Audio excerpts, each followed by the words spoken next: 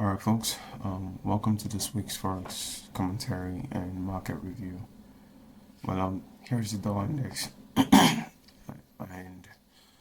this is the weekly chart on the dollar index. And last week, I talked about dollar index being bullish, and I woke up on Monday seeing how extremely bearish we were seeing DXY. That was on Monday, anyways. And that's essentially one of the reasons why I used to produce my commentaries on Sundays, because I'd always want to see Sunday's market open. But when I saw the open last week, the first thing I was thinking about was, okay, I need my buys to be invalidated first, which was the run below this level here, okay? And as soon as that happened, I just wanted to see the markets return into this inversion fair value gap, then go short, and that's belong on euro, foreign currencies, and yeah, that was pretty much, the things that went through my head the last week, and this actually confirms, the theories, we talked about at the start of the year when I went to the yearly time frame and talked about the possibility that, the XY is bearish, and, the difficulty in trying to understand market structure on the weekly time frame, because I wasn't sure if the run above this high, like I said on the previous commentaries, if this was a bullish shift in market structure or if it's a turtle soup, and the entire market structure here, confirms bearishness on the yearly time frame. But we said we're going to take it a week at a time, and we're looking for bullishness into a premium through the consolidation below, between this bearish shadow block and this bullish shadow block on dollar index.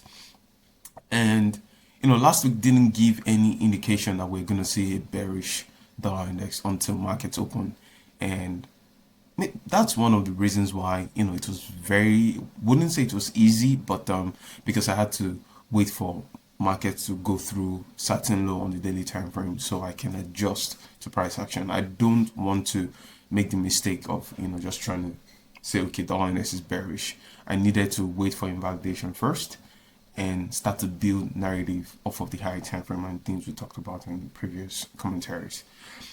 Now, this commentary will be useful if you go through the first one I dropped. That's the 2026 market review. I did something, price action that covers the whole year. Okay, and we talked about a lot of things. Talked about the yearly time frame. Talked about the COT hedging program, which is bearish on DXY. And now that we have candlesticks, okay, we have this 1, 2, 3 up close candle and market below this old volume imbalance. Okay, we're really below key resistance levels, and apparently we can only be bearish now into sell side liquidity here. So I'm going to put this here, and hopefully appears on all time frames. Yeah, so sell side here is a draw, and if I were to engage this week, especially after this expansion last week, which is very unusual. Okay, we've not had this kind of move in a long time. Okay, we've not seen the market move this way in a long time. I think the last one that is very close to this would be here, and price action here. So this is the last week in January's trading, and of course, since prices have traded like this last week, and there's a likelihood we see a bearish February into sell side liquidity here, except if we see a continuation this coming week. And ideally, what we want to see is for the markets to just return into levels to find support to go bearish. Okay, I'd like to see market return here because this was a previous gap. Okay, there was no void, it was void of buy side and sell side, and now we're seeing the markets completely deliver sell side into this range. So it only makes sense that the market find its way inside to deliver buy side. Okay, even if it's in terms of wicks, that'll be fine. If it's bodies, That's also fine. Something that creates an inefficiency, it's also fine. But I'm now bearish on DXY, confirming, the high time frame bias. Things we talked about, saying, dollar index created a swing high here, and ideally you want to see the markets trade into the previous monthly low. But there was just a lot of things to put into consideration for the fact that, markets were in consolidation, and we had levels on the high time frame chart that, the 12 months time frame, the low of this bearish order block.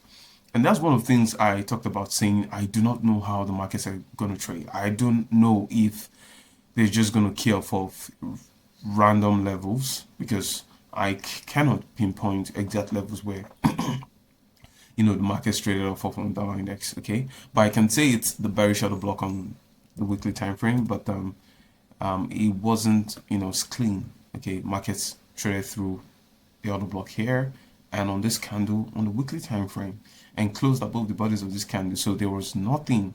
Okay, there was no signature that, okay, the markets were gonna just sell off here. Say we traded within the range of this candle, that would have given a hint of the respect of this bearish order block. But that's one of the probabilistic nature of this market, and that's why there's, when you have a bias, you want to validate that bias first. Okay, and before you begin looking for setups. If not, like I always say, you're gambling. Let me take this one off here. So that's the 12-month time frame, and I think they're going to return into the previous yearly low first. Okay, that's the objective, and that's this level, on the monthly time frame. So we want to see the markets get here. We just have 1 week for January's trading, and if January closes like this, of course, we are likely to see continuation to sell side in February. So for this week, still bearish, but for ideal price action, okay, if you want to see ideal price delivery, you'd want to see them return into a near-term premium, particularly into this inefficiency to deliver buy side, and possibly here. But I think this is the first PD area I'm going to put into consideration, and see if when markets trade here, we can see a change in the state in delivery on forward time frame validating on buys, or say we see on the daily time frame, maybe the market makes a consolidation on Monday, Tuesday returns into previous day's high, and we'll find some kind of setup and to make a continuation into this previous weekly low. Another interesting thing that could happen based off of this current momentum in prices, if we see the market open quickly and return into the previous weekly low, that could happen, because if the markets want to sustain these kinds of move, okay, first thing they'll likely do is to return into the previous weekly low, then begin to consolidate throughout the majority of the week, because they want to return here, and the later half of the week prices return into this level here. There's a number of ways the weekly profile could unfold, but what's more important is that now that we think that dollar index is bearish, validating the high time frame bias and the draw being here, okay, and we think that the ideal level they are going to trade off of would be this level here, because the algorithm delivers prices on two principles: liquidity and inefficiency. So if it's going to return price into sell side liquidity here, which is the draw, the market or the algorithm would possibly seek for internal range to rebalance inefficiency before it returns here. Okay, so that's what I'm thinking, and we just want to see how the market trades, and particularly on Monday. If markets trade into previous weekly low first, you want to wait to see if they are giving any reasons to want to return back into the range. Now, I'm not encouraging you to buy into the range. That's not what I'm encouraging. I'm encouraging you to wait if we don't get a run into this inefficiency first for the early portion of the week. Okay, because it's also a possibility that they return into previous weekly low and keep on seeking sell side.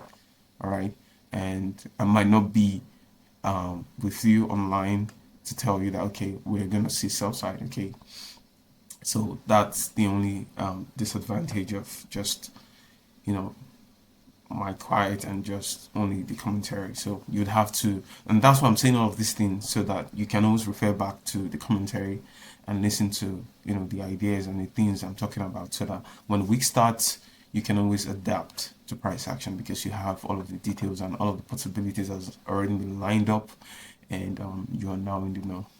So pretty straightforward week, because we have confirmation, we have levels, we have this level here, we have this level here, but primarily this is the level we are waiting for. Okay, we want to see if they can make a return, a retest of this level.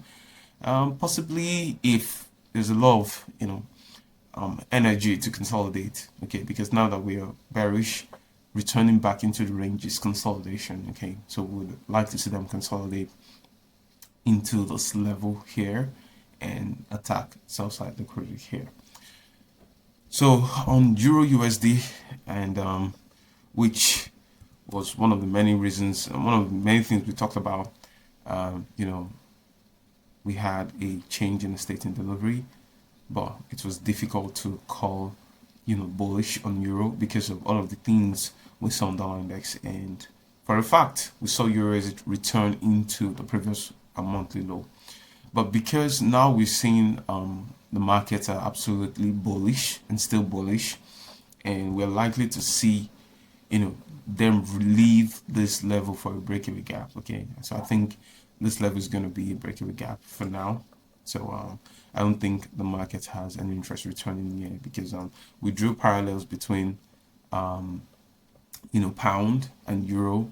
That's on the start of the year when we say pound return into its gap, and the run below here wasn't reflecting on euro USD, so it's likely an SMT, and it's an SMT apparently now between pound and euro. So I'm just going to run with the bias to be bullish, and there's this level we talked about. Okay, let's start here. That's old breakaway gap, so likely to see the market trade through, and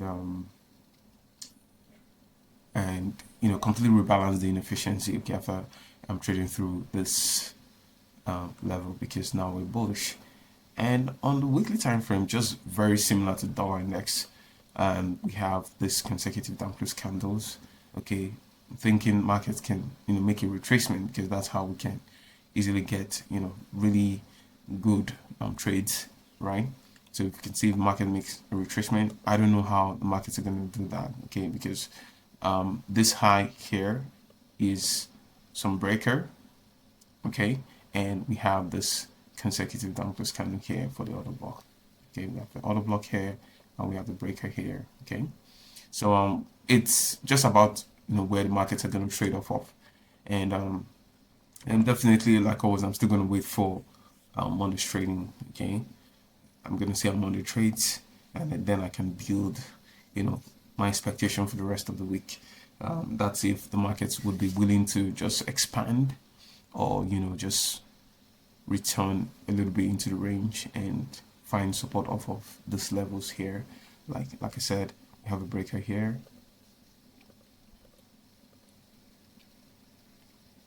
Okay, and we have the other block here. So between this range from this high to the body of the candle is is where we want to find sponsorship in Euro. Now, mind you, personally, I do not have much expectation for Euro USD this week, because we've had huge expansion, insane expansion, especially into the previous monthly high.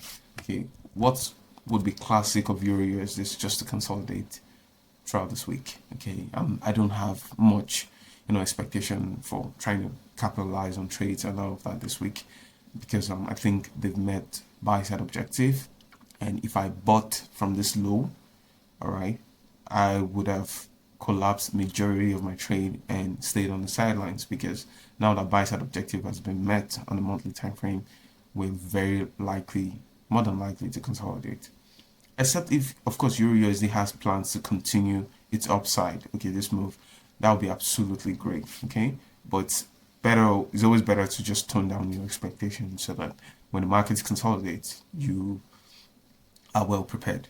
Now, one of the downside of technical analysis is because most folks don't even put into consideration consolidations, because consolidations are pretty important for your execution. Like, um, when you take trades, how do you know the markets are going to consolidate? You absolutely have no way of knowing if the markets are going to consolidate, except for key details here and there, like when they meet objective here, when they do that here, and all of that. Those are just like the primary ways I personally use to anticipate consolidation. But then again, if you see moves like this, okay, it's very easy to ignore the fact that objective has been met and the markets could actually be thrown into consolidation, and you amp up your your expectations, and the markets just make a mess, okay, of your executions, right?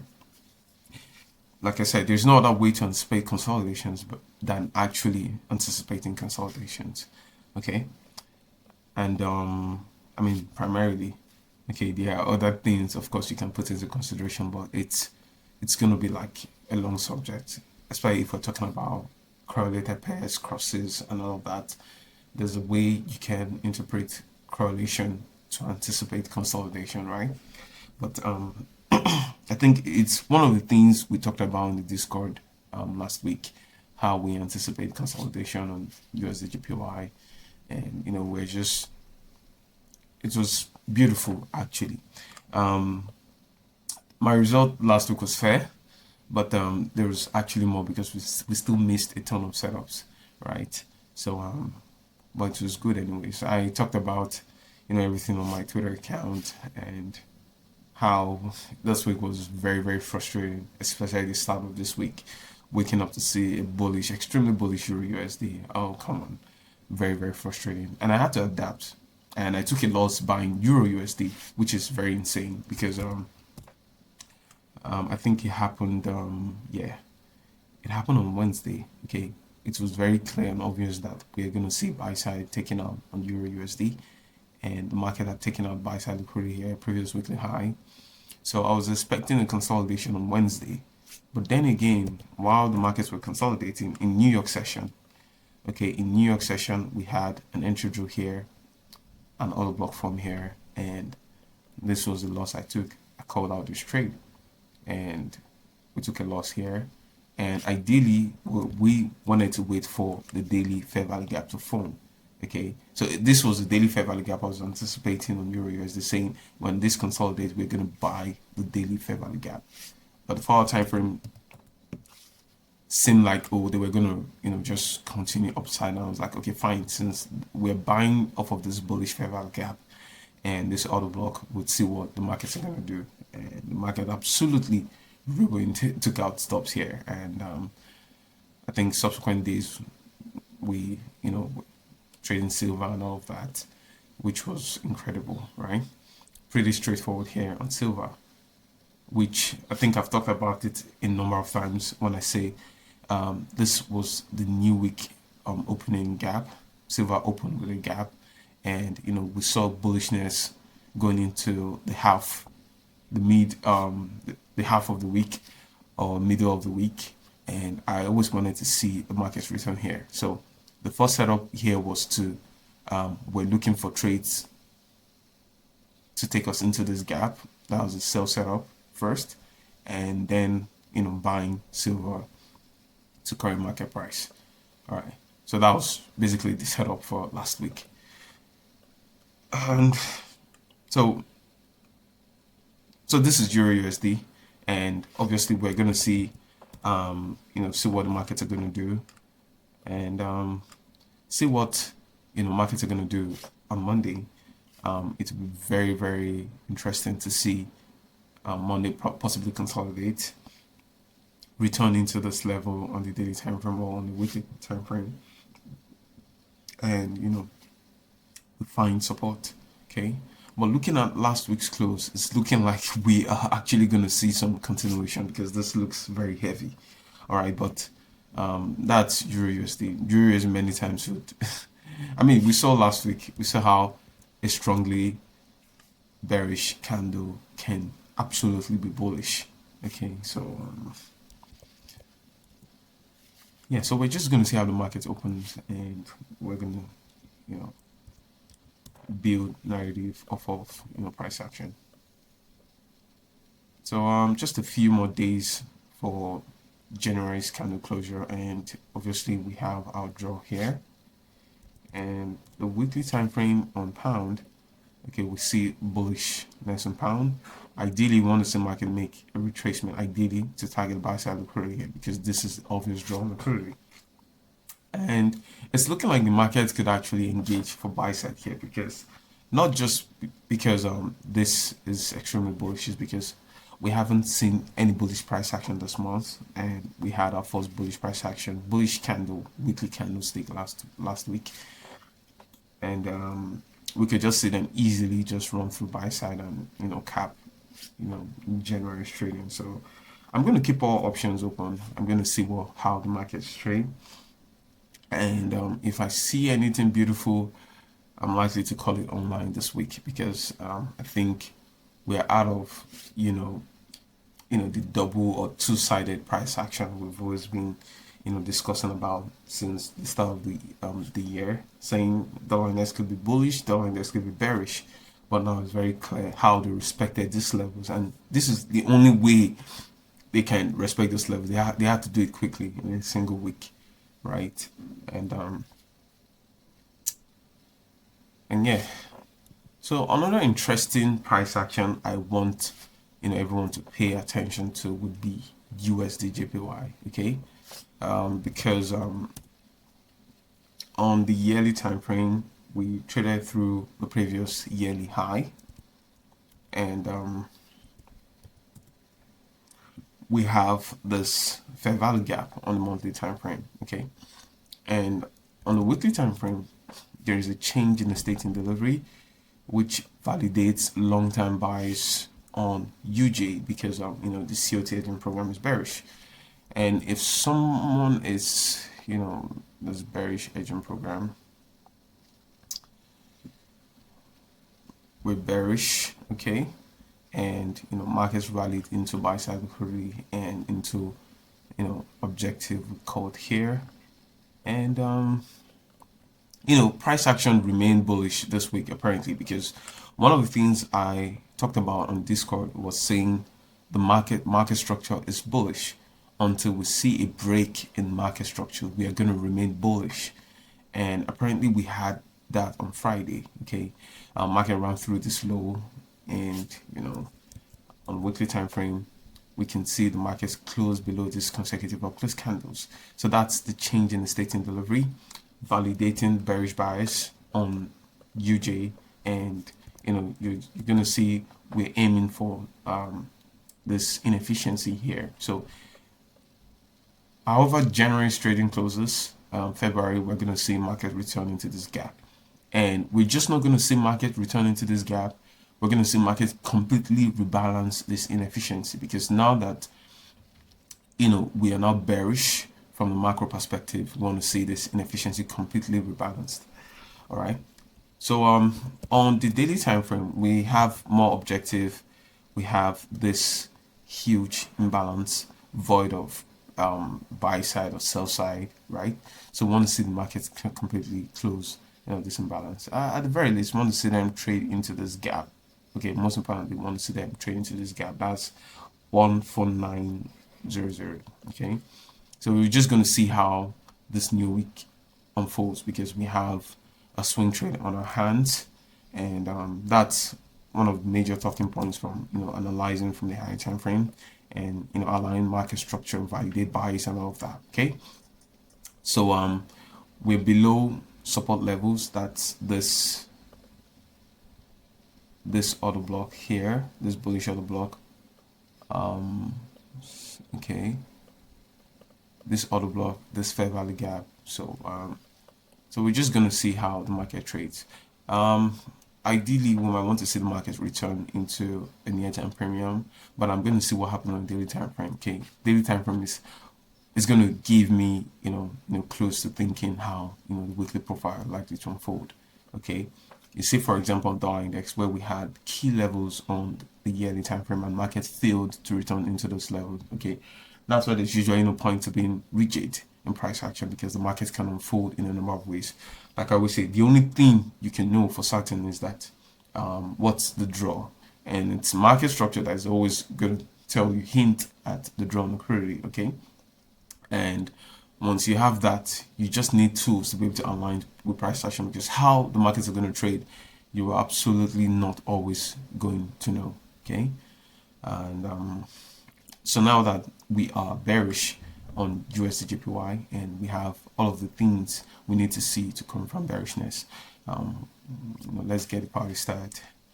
So I hope you found this one insightful, and if you stayed up until the end, I forgot to say, you like, share, subscribe, like the video, share with your friends and everyone in your community. Okay, it means a lot to me and to the growth of my YouTube channel, right? And until I talk to you again, be safe.